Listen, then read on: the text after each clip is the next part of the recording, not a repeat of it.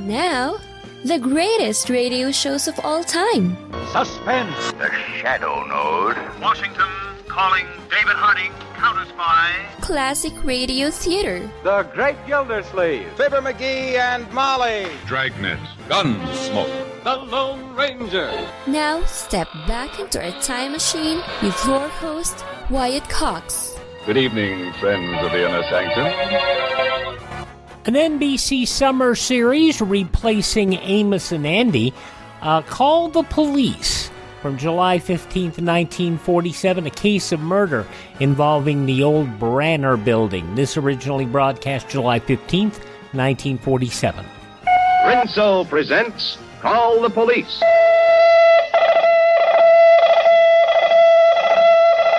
Attention, homicide section. Flying squad detail. Murder suspect in your zone. Close in according to instruction.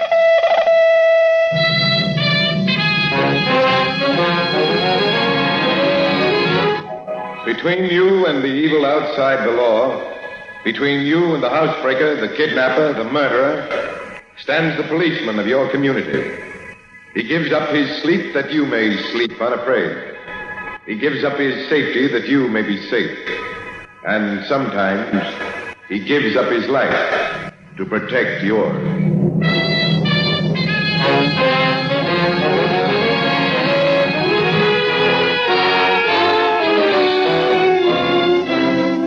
Lever Brothers Company, makers of Triple Action Rinso, bring you Call the Police, starring Joseph Julian and Joan Tompkins. This new series of realistic radio dramas is inspired by the courageous work of police departments all over America.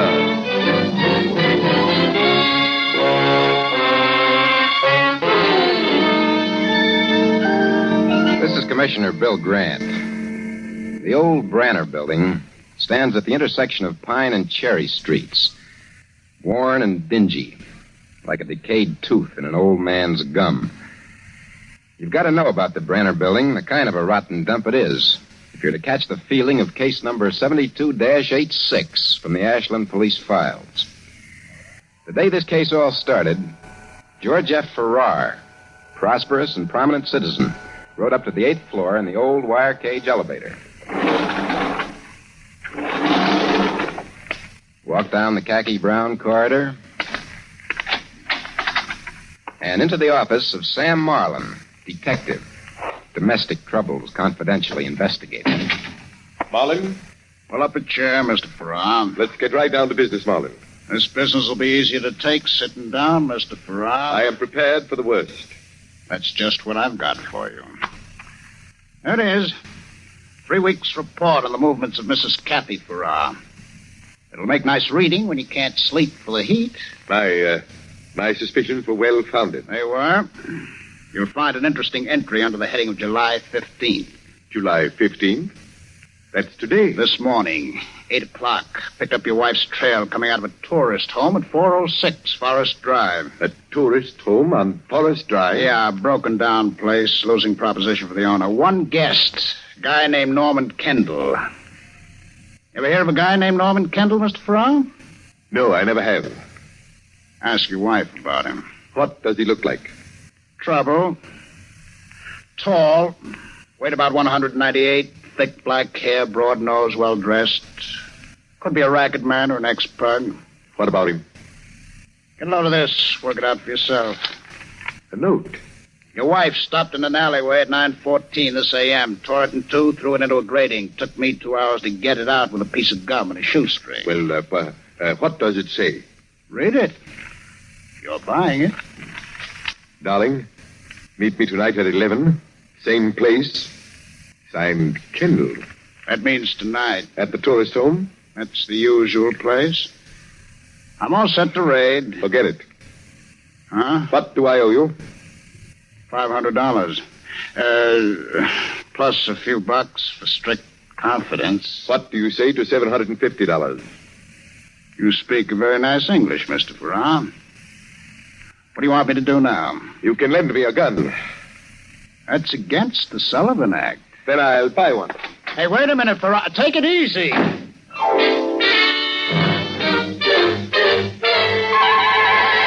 It was like a roller coaster, this case.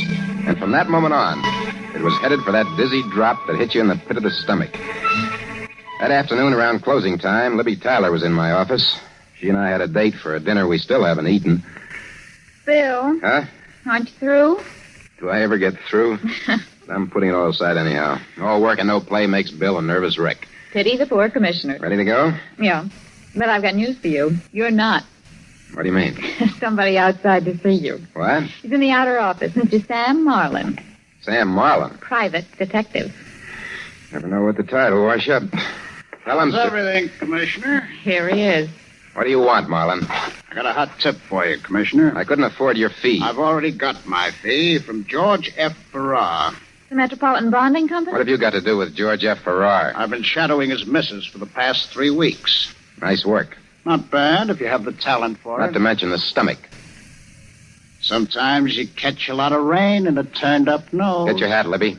Look, Grant, I'm here on your business, not mine. What's my business? Police business, keeping a man from committing murder. Murder? Farrar? I know. He's as respectable as a supermarket. Only the squarest bigwig can do a burn when his wife is making the rounds with a tall, dark stranger. You know who this tall, dark stranger is? Yeah, the heartthrob's got a room at 406 Forest Drive. I know that place. Used to be an old deserted mansion. Still is. The landlord doubles as a caretaker. Kendall is his only paying customer. Kendall? Is that the man Mr. Farrar is looking for? He doesn't have to look for him. Little Bird told him that Kendall has a date with his wife tonight. What time? The fireworks go off at 11 p.m. If this is a gag, Marlin. It isn't. Okay. Sergeant Maggio. I got a job, Sergeant. Oh, Commissioner, I was just packing up. Well, unpack. Okay. I want a plainclothesman stationed in front of 406 Forest Drive. Tell him he's on duty from 10:30 p.m. until further notice. Check. And get me a squad car and meet me downstairs. What's the angle? We're going to pick up a man named George F. Farrar.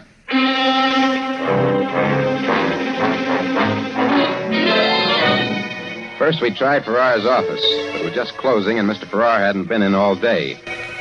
Then we went out to his house in the suburbs. He wasn't there either. And the West Indian butler shrugged his shoulders in French. After that, we got a little worried. Time was flying around the dashboard clock, and we were getting nowhere. I told Maggio to get out to the tourist home on Forest Drive, fast. 406 was a big house. Looked almost deserted. The night was blind as a bat, until I caught sight of a cigar butt moving in the shadows of the front porch. There's your plainclothes. What'd you get? Hardly. Guess anybody's home? There's a light in the second story. Where? All right. Well, what do you know? Somebody put it out. You think maybe Kendall's gone to sleep? If he has, that woke him up. Come on, Maggio, this way. Shots were in here. Give us some light. The light was a naked globe dangling from a bare wire. And the sight it showed us was something to file away for future nightmares. Mr. Kendall. Mr. Kendall. Turn him over. Okay. Commissioner. I know. That's not Kendall. Huh? That's Mr. George F. Farrar of the Metropolitan Bonding Company.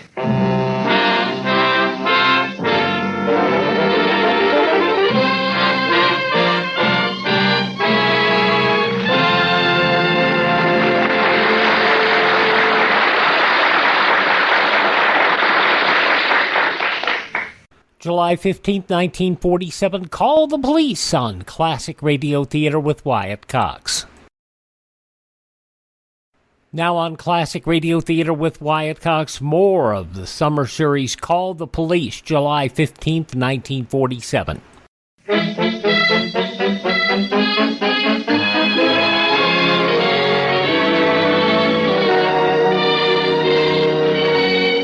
When I got over the shock of finding the body of the prominent George F. Farrar in that old tourist home, we went to work fast. I had Maggio notify headquarters, send out a pickup for Mrs. Kathy Farrar, and then go downstairs and bring up the landlord. Meanwhile, I walked around the room. The last thing I did was to take the love note out of the corpse's hand and tuck it in my wallet. I was just straightening up when somebody stood in the door and screamed. Oh, George! George! George is dead. Oh, no. No. Oh, my poor dear. My poor dear. Heartbroken, Mrs. Farrar? What? Of course. Of course I am. How long ago were you in this room, Mrs. Farrar? What are you talking about? I think you know. I think you're crazy. I was never in this room in my life. I followed George out here tonight. He threatened to kill a man named Kendall. It's no good, Mrs. Farrar. The landlord's on his way up. That's supposed to scare me? You're going to look a little silly when he identifies you. How can he identify me? He's seen you here before. Oh, why would I come here before? To seek Kendall. I never heard of Kendall until George mentioned him tonight. Okay.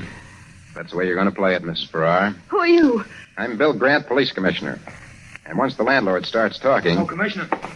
You got the landlord, Maggio? No, he ain't downstairs. What? This joint's empty. There's nobody here. Found this pinned to his door. What is it? It's a note. He's out in the country. Be back tomorrow at 4. I see. Okay, Mrs. Farrar. You can get by with the act for another 12 hours. Sleep as well as you can tonight. We'll talk again tomorrow.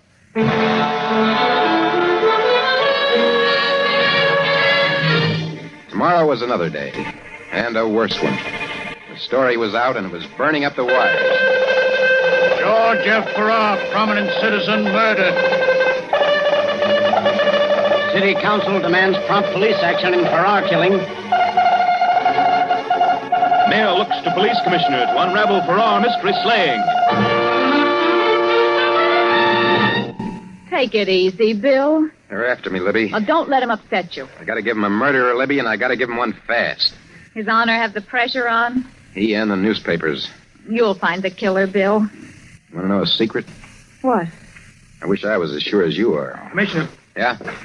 Somebody to see him. Who is it, Maggio? Sam Marlin, Private Dick. Oh, that one again. All right, send him in. Okay, Commissioner. I'll leave you two alone. And Bill. Yeah? Play along with him. See what you can get. I'll do my best, Libby. You can go in, Mr. Marlin. Thanks. What are you reading the papers, Commissioner? Is that a crack? Oh, who am I to make cracks to the commissioner of the Metropolitan Police Department? You're a big operator, Grant. What am I, a small money player working out of his house? Come on. Let's have the punchline. I come to this police department yesterday with a hot tip, Commissioner, figuring to protect my client. What happens? He winds up in the obituaries. We did everything we could, That Marlin. wasn't enough. My client's dead. I had a man stationed at Forest Drive. Farrar came in through a window, or maybe went up through the cellar. Why explain to me, Commissioner? You're the expert. You know, Marlin, there's something I forgot to tell you. What's that, Commissioner? I don't like you. No? Okay, let's skip it. You talked to Mrs. Farrar yet? We have. She never heard of Kendall. Well, what do you expect her to say? It was your tip, Marlin. How do I know what's the truth? Look, if she won't talk, squeeze it out of her. We try to skip that sort of thing. Okay, little gentleman. Excuse me. I guess you and me don't deal with the same type of people. What's your type? I'm used to professionals on both sides of the law, Commissioner. So, okay. Kendall's no woman. Put the squeeze on him. When we find him. No trace yet? Descriptions on the teletype. Combing the hotels and waterfronts. Anything else? A little bait. Bait? I'm leaving Kendall's baggage in his room at the tourist home. You figure he'll sneak back for That's it. the idea. Yeah? Sergeant Maggio, Commissioner. Just got a call from the house on Forest Drive. Yeah? The landlord's back. Good. Put on your bonnet, Sergeant. Okay. Is Libby Tyler around? She just stepped out. We can use the woman's touch here. Leave a note on her desk to meet us at 406 Forest Drive. See you later, Mr. Marlin. I've got a date at the scene of the crime.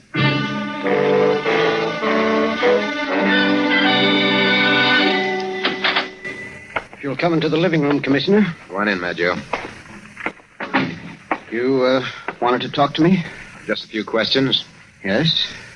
Did you ever see Mrs. George Farrar coming here to visit Mr. Kendall? Well, I... Remember now, this is a murder case. Yes, I know. I'll tell you. I don't want to get mixed up in such a thing, but the truth is the truth. You see, Mr. Kendall... Oh. His mouth was still open as his knees sagged down on the hardwood floor. Then he collapsed.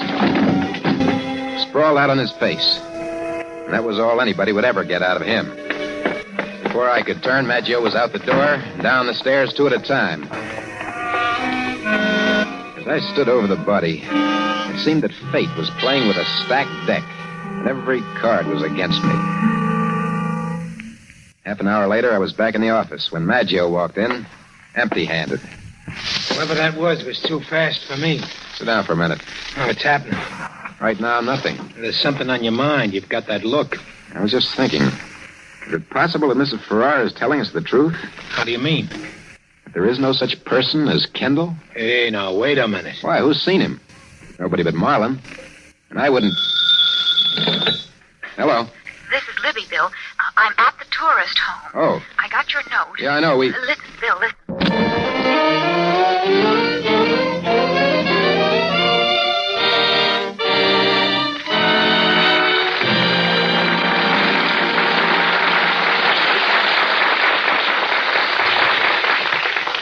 Now, Joe and I didn't waste any time getting out to Forest Drive after that phone call from Libby Tyler. Went up the stairs 4 at a time. And there she was in the circle of my flashlight on the floor by the telephone. Oh, Bill. Yes, I'm all right. Good. Did you see Kendall? No, I didn't see him. It was too dark. But I felt him all right. I struck out with the telephone receiver. Connect? Yes, hard. But all I remember after that was 2 hands around my throat. It's Kendall. It's Kendall's the guy I'm going to get. I looked in his room, Commissioner. His package is gone. Fish got away with the bait, huh? Okay. But wait. I'll get it. Hello? Grant? Yeah? Marlin. Missed you at the office. Figured I'd reach you here. Well? I can't talk long. He's almost finished his drink. Who? Kendall. I spotted him. He must have just ducked into the bar here for a fast drink. Well, nab him, Marlin. As soon as I can maneuver him into a corner. Don't waste any time. Listen, little gentleman, this is my kind of a job. Leave it to me. Okay. Do it your way. Be in your office. I'll bring him in half an hour.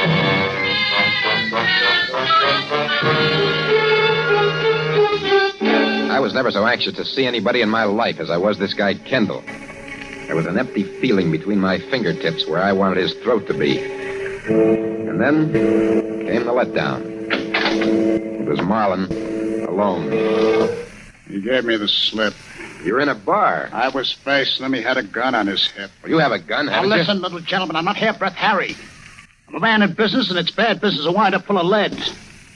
Did you get a lead? Yeah. Some guy who answered Kendall's description just picked up his car in a parking lot near the bar and drove out. Which way? East. Well, that's a lot of help. What do you want? I got the description of the car, black Buick sedan, 39. Send out the patrol cars. You'll get them unless your men are playing knock rummy on the job. Yeah, guess that's all we can do. Yeah. It's too bad, Commissioner. Papers are going to be awful hot tomorrow. Yeah, I know.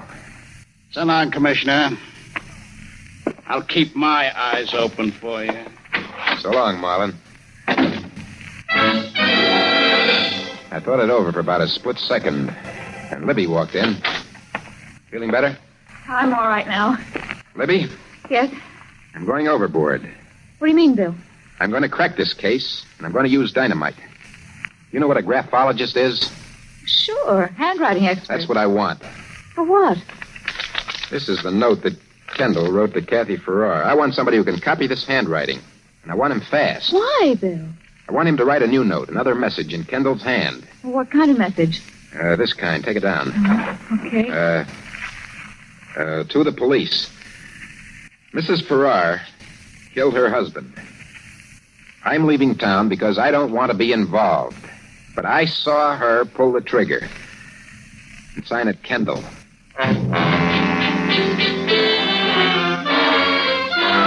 The next morning at 11:15, I went up to the top floor of the Branner building in that wire cage elevator, down the khaki brown corridor, and stopped at a door marked Sam Marlin.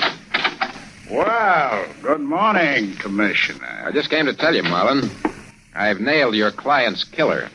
You found Kendall? Nope. And who have you nailed?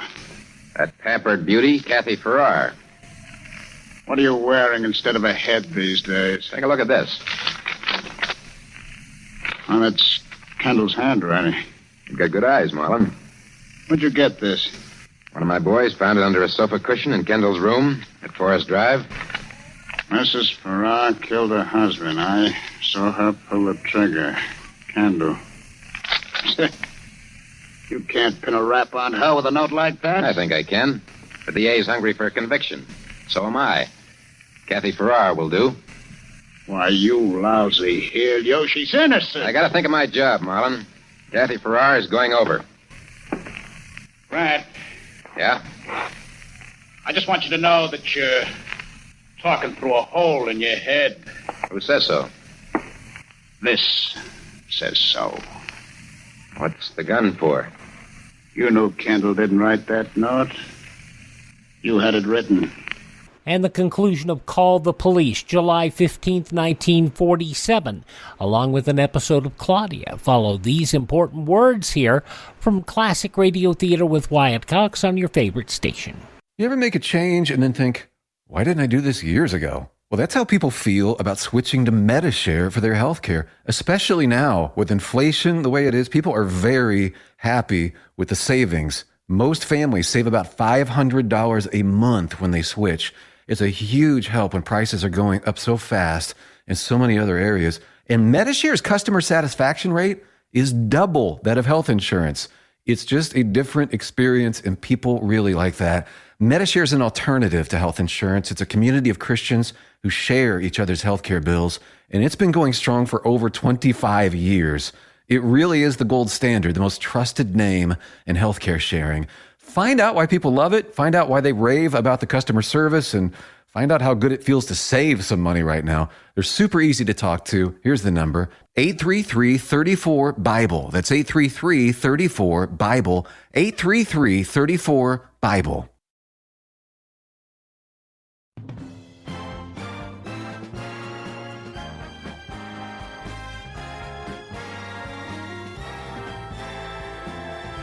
Now on Classic Radio Theater with Wyatt Cox, the conclusion of Call the Police, July 15th, 1947. You don't mean by any chance there is no such person as Kendall? Yeah, that's what I mean. That you created him out of thin air to be a fall guy. I mean that, too. That you did more than follow Mrs. Farrar. That you caught up with her, fell in love with her, and planned a man named Kendall to lure Farrar into the trap. You're better than a fortune teller. That you wanted him dead because with a divorce she wouldn't inherit the Farrar millions, and you wanted her and the Farrar millions. Why milk the act? It's too simple. I killed Farrar. Kathy had nothing to do with it. I knocked the landlord off, too. I paid him to help me sell you the Kendall gag, and he was about to give me the double X, so he had to go. You're a very bright little gentleman. But before I wind up your brilliant career, can I ask you a question? You're driving, Marlon. How did you know? You don't realize it, Marlon, but a bruise has bloomed out on your forehead. The shape of the end of a telephone receiver. The one Libby hit you with when you were playing the part of Kendall yesterday. Well. So there is a cop who uses his brain. We've got lots of cops who use their brains. I say you haven't. I say you're a bunch of squirrels in a cage beating your brains out with routine. With a gun in your hand, you can say anything you please. I plugged my way. What I got like a cat picking it up piece by piece. From a waterfront bartender, a stewed bum who keeps his eyes open, a dame who gets around, likes to hear herself talk. Ask Marlon no questions about how he gets there, but in the end, he wins. Yeah, but look where he winds up. Where? In an office with a murder confession on his head and Sergeant Maggio standing behind him with a gun. Save that gag for Warner, brother. Look and see. After I put you away. Why make it tough on yourself, Marlon? You've been smart long enough, little gentleman. Here you go. Sorry, but I figured I'd better, Commissioner. You did all right, Sergeant. Why wouldn't he look around, that cheap Hawkshaw? No joke making a man pull a trigger. You gotta understand him, Maggio. He didn't trust anybody. That's the way he was. A smart guy. Smart, but he didn't come out even. Yeah, I know, Sergeant. That's the way it is most of the time. With smart guys.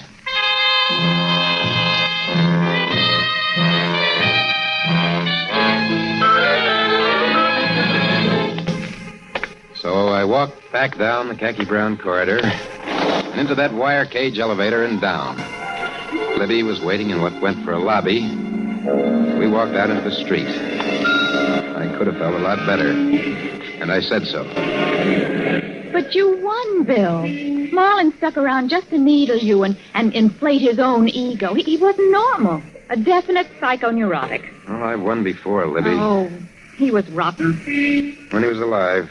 And he's paid his check now. Let's not talk about him when he's gone. Bill. You're pretty wonderful. You know what I did to the last girl who called me pretty wonderful? No. I kissed her right in the middle of the street. Don't you dare. Don't you dare kiss me in the middle of the street, Bill Grant. There's a big open-air taxi waiting right at the curb.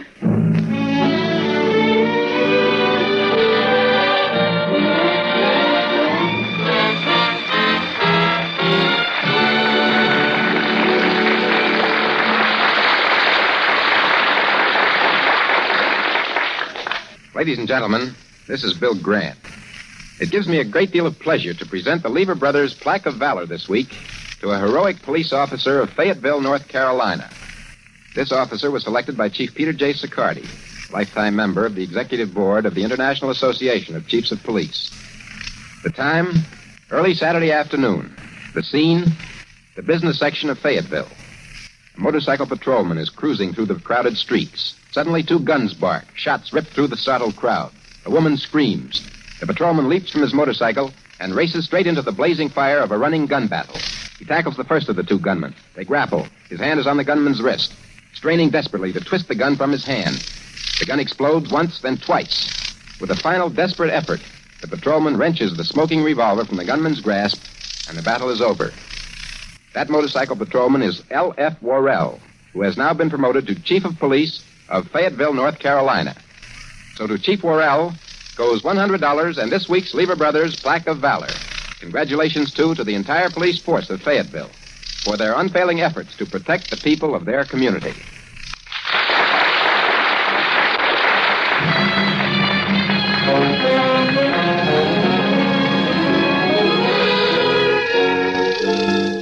July 15th, 1947, Call the Police on Classic Radio Theater with Wyatt Cox. Now on Classic Radio Theater with Wyatt Cox, an episode of the soap opera Claudia. This originally broadcast July 15th, 1948. Time to head home. And now, Claudia. Dum, dum, da-dum, dum. It isn't even raining, Mama. And why should it be raining? Oh, I don't know. It'd all be so much more dramatic if it were raining today. I bet you if this were a movie, it'd be raining. As a matter of fact, it rained the day I brought you home from the hospital. You see? This sunny weather, this cool breeze is much too perfect. Things just don't happen like this. Don't look a gift horse in the mouth, Claudia. We'll have enough trouble getting you and all your luggage home without asking for a storm. Don't forget the baby. He's the nicest piece of luggage I ever had. Probably the most expensive. Do you ever think of anything but money? I don't think about money much, except how easily it goes. Well, tend to our packing for a minute. I'd like to get it done before David gets here. What's the problem now? I've got too many pieces for the puzzle. They don't all fit. Well, that's funny. Everything fit when I came in. Things even rattled. I certainly did well with perfume, didn't I? I think you had a baby for the presents you'd receive. We'll make a separate bundle, Mama. That's what we'll do. I can just see us going home. Now, what about these 6 nightgowns? You'd look lovely in them, all at once. Thank you very much. I never accept hand-me-downs. This is a hand-me-up. Just look at all this lace. Say, maybe I can take it off and make a blouse of it. Or use it to trim that old blue serge of mine. You'll do nothing of the sort. But I hate nightgowns. Oh, well, keep the nightgowns. Yes. I'm greedy. Now, what about these books? I haven't read them yet. Do you ever intend to? No. Then let's leave them here. I should say not. We've got rows and rows of empty bookshelves on the farm. So, I'll keep the books. I wish I'd thought to bring a trunk. Here, give me that wrapping paper and string. Yes, ma'am. Say, you got yourself pretty dressed up this morning, Mrs. Brown. Nonsense. This is my usual hat. Usual for occasions. I'm trying to wear it out. You will wear it. Out. Oh, Claudia. You're right. This is pretty much of an occasion. I wish I'd brought a hat to wear. It's not the hat that makes the occasion. No, but it helps. I wonder what it'll be like. What, the hat? Us being all together again. You, David, me, with the baby. It'll be all right. Well, that's the best I can do about the packing. David can take the suitcase and this bundle of books, and I'll carry the nightgowns and the perfume. And the radio. And the bed jackets and the blanket And cover. I will carry the baby. We'll see about that. Of course I'll carry him. Who else is going to? I'll tie him up with the books, and David can carry both in one hand. Here, let's pile everything up neatly by the door. Claudia, put down that suitcase. Oh, darling, you're here. Put down that suitcase. Oh, I didn't even know I was holding it. All right, all right. Don't get so excited. I'll put it down. Utter little imbecile. Is that all you have to say to me? No, I have more. But it'll wait till we get home. Picking up a suit. But I've had the baby. How long does this nonsense go on? What are we going to do with her, Mother? I think we'll tie her to the bedpost. David, why do you look so warm? Because it's snowing out. It's wonderfully cool up here in my ivory tower. There's even a breeze. Well, you better pack it up with the baby. We'll be able to use that breeze at home. I'll go down the hall and see if the nurse is ready with my grandson. Her grandson. Listen to how possessive she is. Well, he is, isn't he? A mere coincidence, Mama. I wouldn't exactly call it that, but we'll discuss it later. David, get her to sit down, will you? She's been on my neck all the morning. Now, you heard Mama. Sit down. And not on my neck. All right, Grumpy. Did you bring the car? It's downstairs. I managed to park it right around the corner from the hospital. That was lucky. David, do I look funny? Not any funnier than usual. Why? Thank you. Well, I feel funny in these clothes. You look all right in them. Gee, thanks, mister. Nothing at all. I haven't had this dress on since last year. You look just like yourself again. Skinny malink. Oh. What did you expect? An improvement? No such luck. I'm starting to feel just like myself, too. Oh. What did you expect? An improvement? Come on, darling, cheer up. You're perfect just the way you are for I me. better be. Because the way I are seems to be pretty final. Good. Just think, in another few days, we're going to be back up to the farm. You'll like that, won't you? It'll be good. Be more of a farm, too, won't it? Now that we have something to raise. I'm glad we bought the farm. It's really like going home. You're going to be pretty busy, little girl. Never too busy. We have a lot ahead of us, darling. And a lot behind us. The best part is ahead. That's the way I like to hear you talk. I just hope I can live up to it. I really haven't known what it's like having a baby so far. Everything's so neatly taken care of for me. This hospital's so efficient. The nurses know so well what they're doing. I've been like Lady Godiva in her tower. I think you were thinking of Lady somebody else. Well, you know who I mean. I feel as if I sort of lost touch. I haven't had to think about anything or do anything. I've been just like a turtle. Well? Now I've got to come out of this nice, safe shell. David, I'm an awful coward. I didn't mind coming to the hospital at all, but now I know. I feel a little of the same way bringing my whole family home. We're really going to come to grips with life from now on. You understand everything, don't you? No. Except about you. You are an open book. What's the next chapter? And they lived happily ever after. If only my knees didn't feel so wobbly still. Oh, once you're out of here and home, everything will be different. Hope so. Oh, where is Mama? Why doesn't she come back? Is everything ready to go? Everything. What are we taking with us? Everything. All of this bath powder? Certainly. I've stopped taking baths in water. I'm going to take them in powder from now on. Well, you'll have to use up this stuff. Oh, now it's not as much as it looked, darling. Oh, no. I just had to make six trips to the car and back. Oh, you and Mama. Robbing me of all my hard-earned presents. Mission accomplished. Everything set. Is the baby dressed warmly enough? David, she begins. Doesn't she think anybody has a brain in their head? She's judging by herself, Mama. You didn't answer my question. Is he dressed warmly enough? No, we're going to let him freeze. It's all of 90 out. Settle? Well, Forward march. 1, 2, 1. Now, let me see. How will we work this? I could hang this strap around my neck. Yes? Tie the books to the end of it. Oh, fine. And carry the suitcase on my head, and carry this package in my hand, and put this bottle in my vest pocket, and carry this little bundle in my left hand. Why don't you give the baby something to carry? He's a man, isn't he? I wish he were. Claudia, this is impossible. Nothing is impossible, my lad, if you set your mind to it. But this isn't my mind, it's my back. Well, that should be even easier for you. Now we are even. We better hurry. Miss Kavanagh is waiting at the elevator with the baby. Let him wait a little. We waited long enough for him. Now, where is my pocketbook? I've got it. After you, Mother. We're off. Oh, here. Let me take those flowers. Can't I carry something? You carry yourself. There's so little of me left to carry. Meet you at Carry the elevator. me back And don't to- dawdle. Coming? Yes, I'm coming. I'm just taking a last look before I shut the door behind me. You'll be safe, darling. I'll see to that. I'm ready now. You make a pretty picture. Loaded like a burro. Because you're such a greedy little girl. Compliments, compliments. Oh, there's Mom at the end of the hall. Oh, and what is the small bundle in her arm? Oh, some cheap little thing I picked up here while I was at the hospital. Want to leave it behind? Well, it will clutter up the house, won't it? No But, doubt, no doubt. Since we have him, we might as well just take him along. I wish you had hired a nurse to come home with us. Oh, Mama'd resent a nurse. She'd feel as if she weren't earning her way. Well, she can give us our money back. Well, you two finally made it. Can you see me under all of this load? Your ears are sticking out. Well, hang something on them. I'll carry the cause of all this trouble, Mama.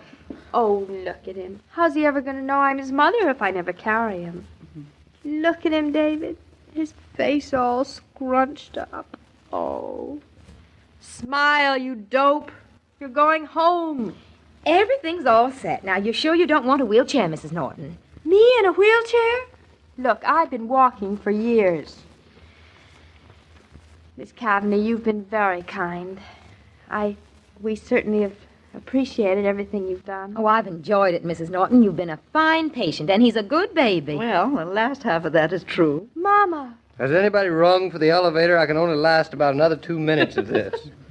David, you look so silly. Have you got a match? Very funny, very funny.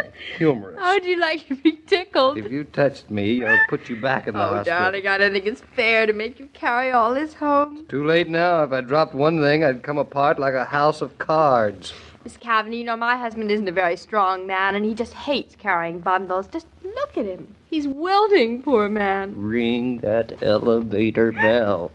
So if you'd like to do him a favor, Miss Kavanagh, after all, since he ought to save his strength. What are you driving at, Claudia? We haven't got time. Just a minute, Grandma. I'm just trying to make things easier for David. Yes, Mrs. Norton. Please take all these things, take them up to the wards, and pass them around. All of this? Yep, I won't need them.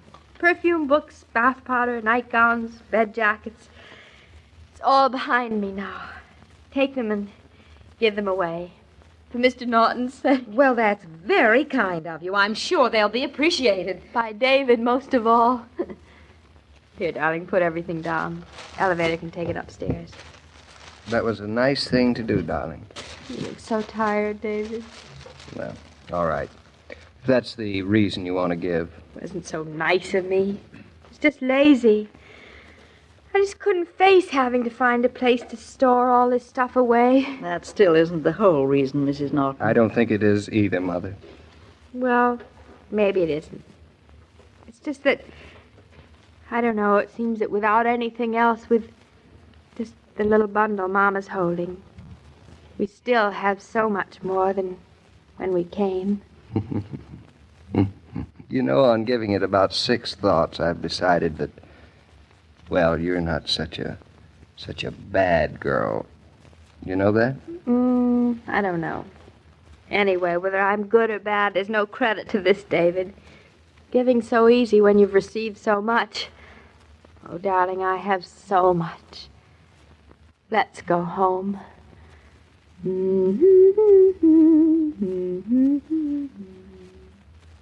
If you're like so many women, you eat a pretty sketchy lunch when you're home alone.